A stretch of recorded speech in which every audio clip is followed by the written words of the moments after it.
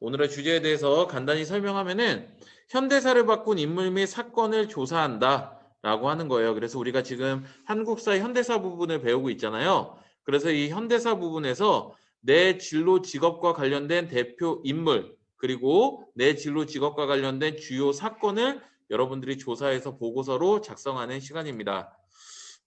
그 내용을 보면은 먼저 여러분들이 자신의 디플로마 진로 희망을 알려주세요. 그래야 선생님이 과세특을 써줄 때 이 디플로마와 진로 희망을 하고 있는 학생인데 한국사 시간에 어떤 분야에 관심이 있어서 이 분야에 대해서 심화 학습 조사 실시함 뭐 이런 식으로 적어줄 수 있으니까.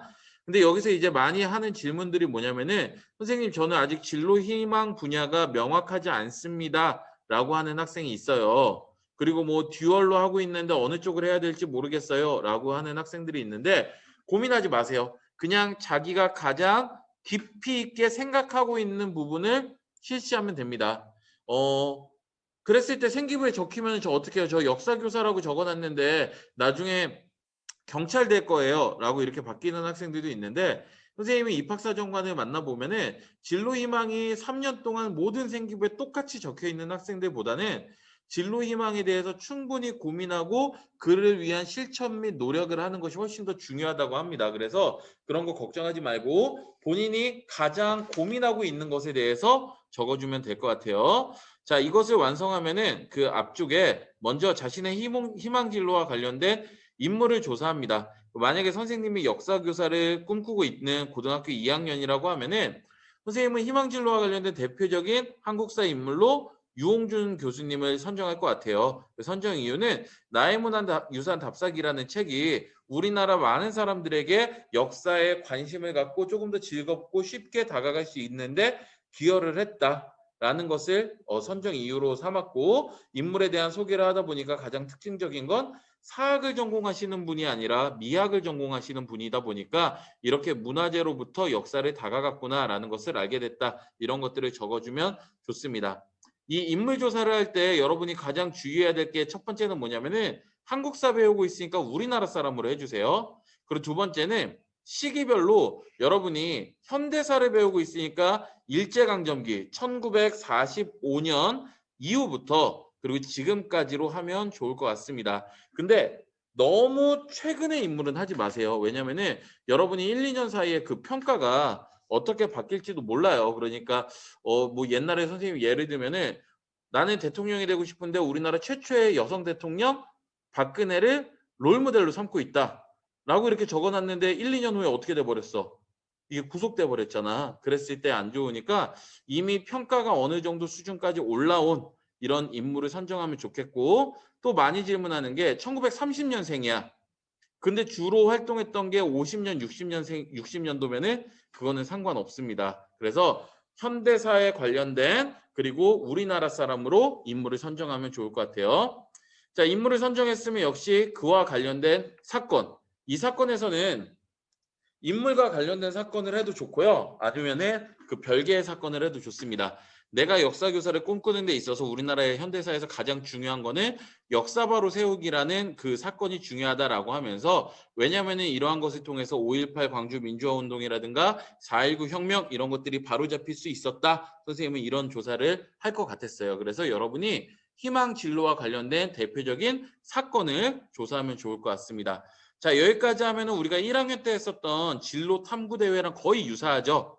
자, 그러면은 그걸 가지고 한국사 시간에 어떤 고민을 하고 어떻게 접근했는지 이 교과랑 접목시키는 거예요. 두 번째 페이지를 보면은 그러면은 여러분이 찾은 인물이 대표적으로 활동했던 시기 혹은 여러분이 찾은 그 사건이 일어났던 시기에 대통령 정부에 대해서 알아보는 겁니다.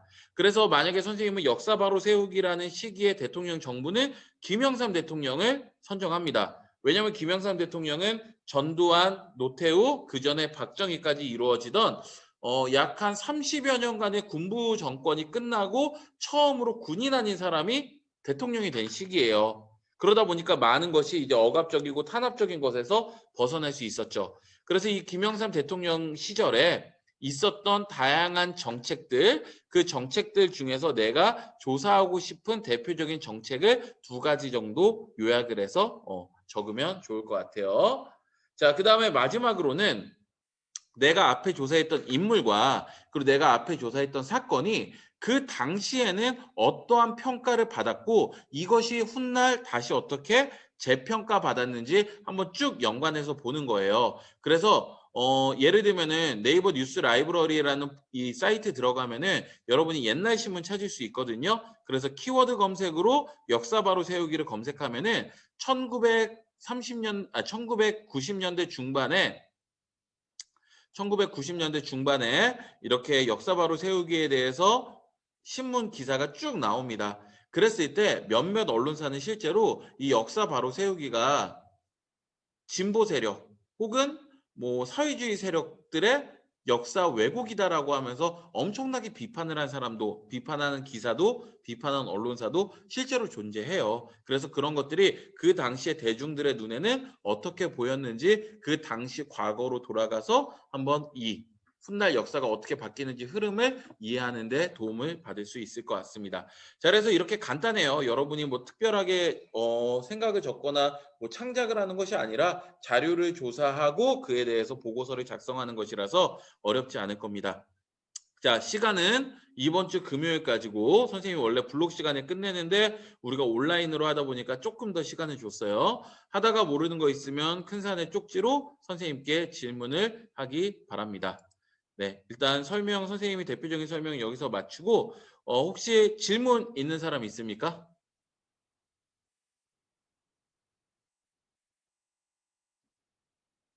질문 없어요? 좋습니다. 그러면은 나가서 바로 시행해서 파일 보고서로 올려주면 될 것 같아요. 네, 고생했습니다. 늦게 들어온 사람만 출석 확인하고 나갈게요. 혜원 감사합니다. 들어왔고, 감사합니다. 민준이 들어왔습니까? 신양이 안 들어왔어요? 선생님,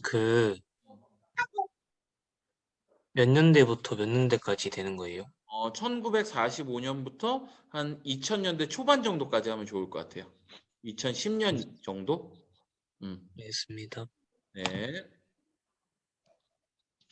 선생님, 저 아까 튕겨가지고 출결 체크. 나갔다가 다시. 네.